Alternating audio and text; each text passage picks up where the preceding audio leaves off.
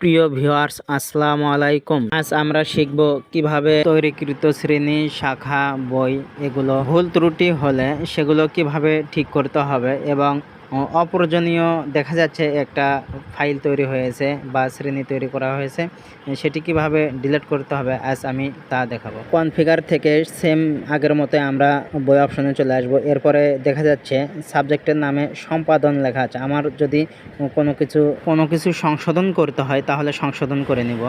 এভাবে যুক্ত করা বইটি হয়তো আমাদের প্রয়োজন নাই, এটি কিভাবে ডিলিট করব।